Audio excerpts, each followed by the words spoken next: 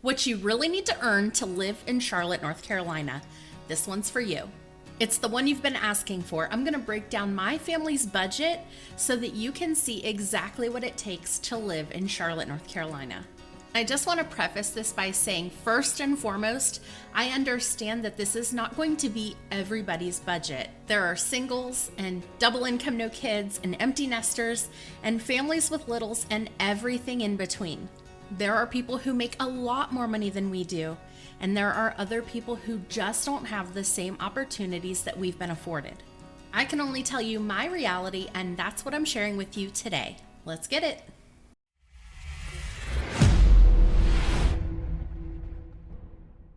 Listen, on this channel, we do the homework for you, saving you time and energy for more important things. If we haven't met before, I am Christen.ripoli. My husband Jason and I post videos showcasing all the builders, neighborhoods, floor plans, and everything you need to know about Charlotte and the surrounding suburbs to help make your move easier. I'm also a licensed real estate agent, and I help people just like you buy, sell, relocate, and invest here in the greater Charlotte area. So if you're into that sort of thing, be sure to subscribe to the channel and click on the little bell so that you get notified every time we drop a video like this one. We get this question all the time, and I wanted to take this opportunity to share my answer with you.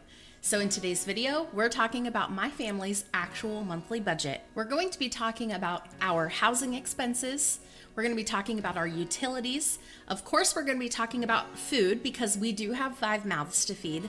We're also going to be talking about insurance, both homeowners insurance and car insurance, and many, many more topics. I just want to break in here really quickly and let you know why I decided to do this video when I did.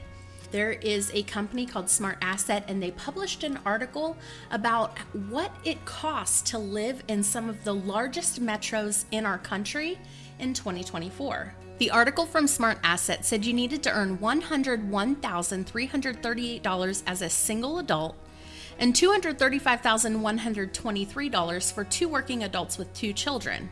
And they based that off of the 50-30-20 budget, which recommends that 50% of your monthly income should be spent on housing, groceries, and transportation. Another 30% will go towards entertainment and hobbies, and that last 20% goes towards paying off debt and investments. And if you're self-employed or an entrepreneur like we are, you also have to factor in 25% to 35% of your income for taxes. So just keep that in mind. All right, now it's time to jump into today's video.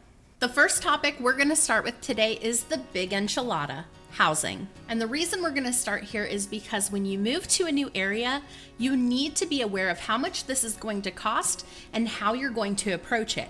In the interest of transparency, and we have shared this before, when we first moved to Charlotte, North Carolina, we rented for the first 5 years. When we decided to move to Charlotte, we literally made the decision in the span of about 2 months. We really never thought it would work out because so many stars had to align that it honestly seemed impossible. So as each star was falling into place, we ended up acting out of fear that things wouldn't work out, and that resulted in us deciding to rent instead of purchase. At that time, I was a teacher and Jason stayed home with the kids, so we ate through our savings pretty quickly. In fact, by the end of the first year, we were basically down to our final pennies. Between becoming a realtor and the onset of the pandemic, we were trapped in a rental cycle for the next few years. So I wanted to share that with you in full transparency. You know, we started the video saying that we realized that this budget is not going to be the same for everyone. I'm so blessed to be able to work with lots of clients who are able to access their dreams and oftentimes even pay for it all in cash. And I've also helped plenty of people who have moved to the area on a shoestring budget, just like we did. Well, most people don't want to share this stuff, and I understand. But you know what? Charlotte has blessed us beyond our wildest dreams. I could never imagine being in the position we are today just 6 years ago. So I did want to start with that, but what does it cost for housing? This is super important to know. Now, at the time of this recording, the median sales price in the greater Charlotte area is $409,225. Now, of course, median and average are 2 different things. Median means it's the middle point of the activity. So half of the sales were above and half were below that median price. On the other hand, the average is the amount of properties that have sold versus the sales volume. Looking at the average sales price in the greater Charlotte area, we're talking about $523,813. Now, in my experience, most buyers are settling in closer to that average sales price as opposed to the median. But for the sake of this conversation, we're going to use that median sales price. And I'm going to give you a scenario to show you what an example house payment would cost you. Now, obviously, how much money you put down and the interest rates at the time you purchase are really going to affect this, just like they did for us, right? Now, statistically speaking, the average buyer is putting down 13% on their home purchase. So that's the number that I used for this example. And our interest rates have come down. We're actually below 7% right now, but your interest rate is going to depend on a lot of factors. So you will want to speak with a lender to make sure that you have the most accurate representation of what today's interest rate looks like for you specifically. If you need a lender representative for the Charlotte area, I have some wonderful lenders that I work with on a daily basis, and I would love to share their information with you. If you send me a DM on Instagram, I can connect you with those lenders. But coming back to our mortgage calculator, if we're using just these example numbers with $2,700 property tax, which might be high or it might be low depending on the property you're purchasing, and homeowner's insurance of $2,400, which again might be high or might be low for your cost, for your company that you choose for homeowner's insurance, and for your coverage details. So when we use these example numbers, it shows us a payment of $3,128.88. Let's see how that plays out compared to our situation. Okay, so we closed on our property last year on October 10th. And again, in full transparency, our interest rate is 10.375% because we purchased using a bank statement loan, which does have higher rates. And we paid $430,000 for this house. Just sharing this in transparency with you guys, our mortgage payment with our insurance and our taxes. Our mortgage payment is $3,829.60, and that is not cheap. And trust me, I'm not on here flexing. I'm just sharing with you what it takes to get this done. Now, that's not going to be everyone's reality, but for me, I recognize the importance of getting out of our rental, even if it meant nearly doubling our housing payment, because we knew the importance of earning equity. You see, we spent somewhere in the neighborhood of $125,000 on rent over 5 years, and at the end of that time period had nothing to show for it. When you buy a home, even if you are facing high interest rates, you are still banking equity, and that was incredibly important to me. Again, I'm really just trying to be fully transparent here and share my experience so that you can get a handle on what it might take to move to Charlotte, North Carolina. There are certainly people who will spend way more and other people who will spend way less for their home. Now, the average down payment right now in the United States is right around 13%, so that will definitely impact your payment. When you finance a house, your mortgage is made up of 4 components: principal, interest, taxes, and insurance, often abbreviated PITI or PITI. And because the interest is amortized, the interest is front-loaded into your payments. This means that when you first start making house payments, you will pay just a little bit towards principal and a whole lot more towards interest. Then they'll gradually switch over time until finally towards the end of your loan period, your payments will be made up mostly of principal with a smaller amount of interest. By the way, I have a secret that can help you pay off your mortgage faster. Find me on Instagram and DM me the word mortgage, and I'm going to send you a video going over that secret. You're going to be shocked. Now let's get a little bit deeper into everyday expenses. And we're going to start with food because, well, priorities, right? Okay, so remember this is for a family of 5 here. And just for reference, my kids are 18, 15, and 11. And unlike most kids their age, they're not really eating us out of house and home. My youngest in particular is a very picky eater. And unless we're having something like pizza or tater tots, he's probably not eating much at all. Before I spill the tea, I want to ask you a question. How much are you spending on groceries every month? Leave a comment down below and don't forget to tell us where you're watching from so we have a frame of reference. All right, so let's talk about groceries for a minute. Prices are going up across the board for everything, but I feel like people are feeling it most at the grocery store. You're constantly hearing about those people who looked back like 5 years ago in their Walmart app and re-added everything back into their cart, and they share the price difference. Frankly, I haven't done that because I don't want that kind of negativity in my life, okay? But all this to say, everyone's feeling it. From my experience, I would say there's 3 different kinds of shoppers. You have those shoppers who are really hyper budget conscious, and they're going to literally find the least expensive way to get the groceries. On the other end of the spectrum, you have those shoppers who are shopping all organic, GMO free, grass-fed beef. Like, they're doing all of the things to make sure they're getting the highest quality of food. And they're usually shopping at places like Trader Joe's or even Whole Foods, and those price tags are going to be higher. And then you have the shoppers that are somewhere in the middle where they're trying to save money, but they're not afraid to buy some brand name items, or they're not afraid to get some fresh veggies from the farmer's market. And that's kind of where my family falls. We're in that third category. We're in the middle, where I will go out of my way to find some sales if I can fit it into my schedule, but I'm also not afraid to buy the items that I want that might be brand name. Typically, we're gonna put in an order every week at Walmart on the app. That's gonna cover like our essentials, our things that we get every single week on a rotation. Then typically we'll hit Harris Teeter or Publix for like the produce and proteins that we need for our dinner recipes. We'll also grab bulk items at Costco or Sam's Club on occasion. I may also pick up some items at Aldi or Lidl. And my kids are absolutely addicted to the chocolate milk at Food Lion, so I can't get out of that trip every week. If you're looking for other grocery stores, we do also have Trader Joe's, Whole Foods, Sprouts, and in 2026, we're finally getting a Wegmans. I know a lot of people are excited for that one. All right, so for the 5 of us, we're talking about $1,400 to $1,500 per month on groceries. The next category we are going to talk about is transportation. Now in Charlotte, we are a driving city, so odds are pretty good that if you're moving here, you will need a vehicle of some sort. Unfortunately, it's difficult to get around that necessity.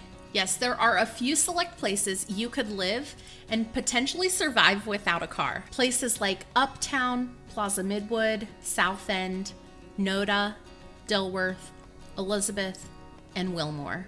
But for the most part, you're not going to have an option on this one. When you first move to Charlotte, the auto expense that's going to knock your socks off is going to happen when you go to get your license plates. At that point, you'll be registering your vehicle with the state of North Carolina, and you'll be paying your property tax. This initial registration fee can be pretty high. In many of the Facebook groups dedicated to helping people get their questions answered about moving to the area, this topic comes up quite frequently. We're talking hundreds per vehicle. You can use the tax estimator, I have this linked in the description below, to get an idea about how much it would cost for your vehicle. When you first move to North Carolina, there's an added 3% highway use tax in addition to the personal property tax for the vehicle. Each year you'll have to renew this, but the cost does go down after that first year when they take out that extra 3%. However, after that first year when you need to renew your tags, you'll also have to pay for a state inspection prior to renewal,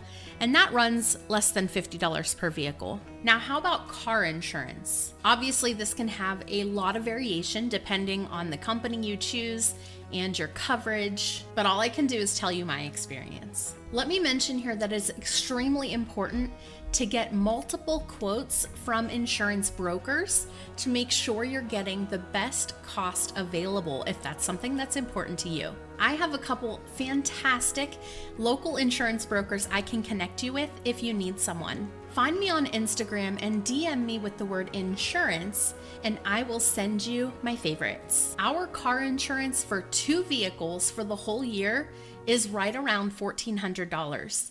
But keep in mind, we do have the same insurance company for our car and homeowners insurance. So we do get a bundling discount, and we also get a discount for paying in full once a year. The next expense on our list for automotive is gasoline. We have a Jeep Wrangler and a Chevy Traverse, so nothing too outrageous, but I do drive a lot. I would say I'm probably driving close to 30,000 miles a year at this point. What's really nice is our gas prices here are relatively low compared to the national average. You can see that today, the national average is right around $3.49, and our prices here in the Charlotte area are probably about $3.33. That may not seem like a lot, but it's always nice if you're coming in at a savings. On average, I fill up my tank about 5 times per month at around $60 each time. So I would estimate that I spend about $300 just in the Traverse. Jason generally drives the Jeep and he probably fills up about 3 times a month. Also, it's about $60 per fill up. So that's right around $180 on average. And the last line item for automotive is oil changes. For both of our vehicles, we probably spend about $90 each time we get an oil change at Quick Lane. I would say the Traverse probably goes quarterly, so 4 times a year. And the Jeep probably only gets about 2 oil changes a year. It doesn't get driven nearly as much as the Traverse. Nothing too crazy here, and thankfully, that's the end of car talk. Let's move on to utilities. We're talking about water, electricity, natural gas, internet. Let's take a look. All right, let's just dive right into water. For us, our water bill tends to run about $100 per month.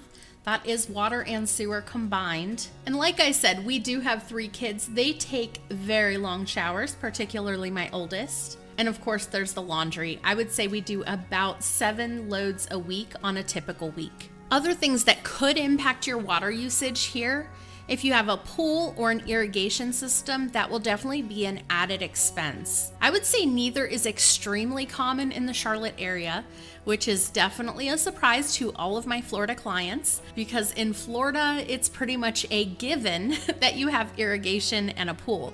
That's just not as common here in Charlotte. We certainly have the weather to support both, but they're just not the norm here. We do tend to have a lot of neighborhoods with pools, so that could be a big factor. Another possibility to think about when we're talking about water and sewer is the possibility of being on a well and septic. There are some areas that are still rural enough to not have access to city or county utilities. So if you're potentially looking for a house in a more rural area, you may not have a water bill at all. Of course, there are other maintenance costs involved, but that's not necessarily a monthly bill. Next up, let's talk about natural gas. We have Piedmont Natural Gas here, and they do cover a large portion of the greater Charlotte area. So chances are pretty good if you decide to relocate to Charlotte that they would be your natural gas provider. There are some important factors to consider before I actually share my gas bill with you. In our house, we have a gas range, gas log fireplace, gas water heater, and gas furnace, but not every house will have all of these. I would estimate that ranges are probably 50-50 on gas versus electric, and it's probably about the same for water heaters. The majority of homes in the area do have natural gas heat, but it's not necessarily a given. There's definitely a small population that may have electric heat. And obviously, of course, not every house has a fireplace. In fact, our fireplaces are more decorative than functional here in Charlotte, but some people do really like having that aesthetic. Our bill this month was just $31.71. And our highest usage was in February when we paid $191.20. But keep in mind the bill is for the month previous usage, so that means in January we probably used our heat the most. Something that's very important to recognize is that gas and electric tend to oppose each other, meaning that when your electric bill is high, your gas bill is generally low, and vice versa. So let's check out that electric bill. Our electric bill this month was $219.90, and so far our lowest usage month has been March, and our payment was only $115.35. I've got to tell you here that we do keep our AC temperature on like 76 degrees, and we do have 2 units, one for the first floor and one for the second floor. Some houses only have 1 unit but dual zones, but having 2 units is definitely my preference because it keeps the second floor so comfortable and it's a lot more efficient. Also, we have just over 3,000 square feet for reference. I know that for a lot of you, you're probably thinking you could never survive at 76 degrees because everyone's got their own personal comfort zone. I have a friend who keeps her house at like 68 degrees and it feels freezing every time the front door opens. I don't think I could live like that. I would need to just be wearing a hoodie all the time. And then I have another friend who I swear she keeps her house at like 79 or 80 and it's like a sauna in there. Tell us in the comments where you leave your AC stationed in the summer. All right, we do live in unincorporated Union County, so we are not part of the municipality. And that means we have to outsource our trash pickup. Again, this isn't going to be the same for everyone because if you live within a city, most of the cities here do have trash pickup as part of their city taxes, their city property taxes. So if you live in a city, the odds are pretty good you won't have to pay for trash pickup. But if you're in like the unincorporated county, chances are pretty good you'll have to outsource this. Now there are several companies to choose from, and the company we go with charges $33 per month for trash pickup and $11 per month for recycling. Recycling is optional, you don't have to do that, but it is an added expense if you choose to. By the way, the trash only gets picked up once a week and the recycling gets picked up once every other week. I know that might be different for you depending on where you're moving from, because I think in Florida they do twice a week for trash and once a week for recycling. So just keep that in mind. Spectrum is going to be the largest internet provider in the area, and that's who we use as well. There are certainly some other options out there for high-speed internet like Windstream, Ripple Fiber, and even cell phone companies are starting to put out their internet service. And I've actually heard really good things about T-Mobile. So you do have choices. Our Spectrum bill runs $59.99 per month, and we do have 1 gig speeds. As for cable, we cut the cord like probably 10 years ago, so I can't really speak to that. We have other streaming services, but that's not location-based, so you could pretty much get whatever you have now you can bring with you. Now, when it comes to healthcare, this is going to have a lot of variables. So what I'm saying here is really just speaking about statistics and averages, not about your personal situation.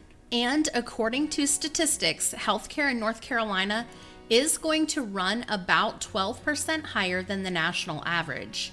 In fact, according to Forbes, North Carolina is the most expensive state for healthcare. As far as taxes go, North Carolina is in the lower quadrant of taxes charged.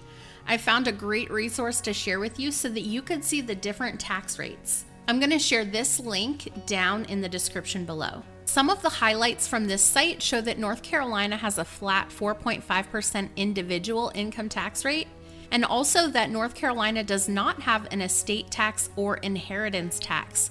So that might be important to a lot of people.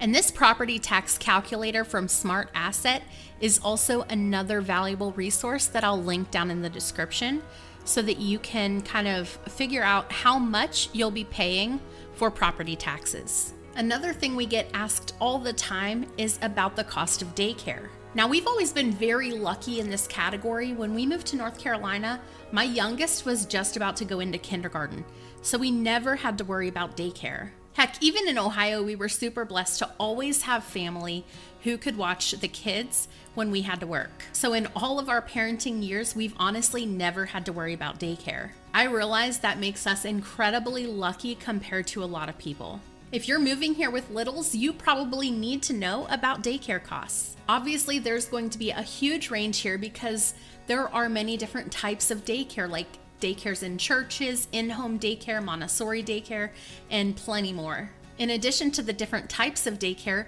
the price is going to be different based on the age of the children. So once again, it is going to come down to talking about averages. I am going to share this link with you as well, but it is a really nice overview of childcare options in North Carolina. What I'm going to bring your attention to is that the average cost of full-time daycare in a childcare center in Charlotte is $9,759 per year, or roughly $813 per month. Now, again, this is an average, taking into account the different types of daycare and the different ages of children. So just keep in mind you could be paying a little bit less than that. You could certainly be paying more than that depending on where you're sending your children. I know it's impossible to hit every single line item of the budget in today's video, but if I missed something big, will you let me know in the comments so that I can be sure to include it in the next iteration of this video? If you're considering a move to anywhere in the greater Charlotte area, I would love for you to check out the description below. All of my contact information is there, and you can reach out in any form: email, phone, text, carrier pigeon, whatever you'd like. There's also a link to my calendar so that you can schedule a Zoom call. We'll jump on and go through Google Maps, talk about the greater Charlotte area, and match your ideal lifestyle with those great communities that are going to make you feel like home. I just want to say thank you for letting me share this information with you today. If you have questions, put them down in the comments. I don't have an assistant answering that. It's all me. I hope you got tremendous value out of today's video. If you did, would you share it with someone you know? And definitely be sure to give it a like and subscribe to the channel if you haven't already. I love doing these videos, and I'm so honored that you took the time to watch. See you on the next one.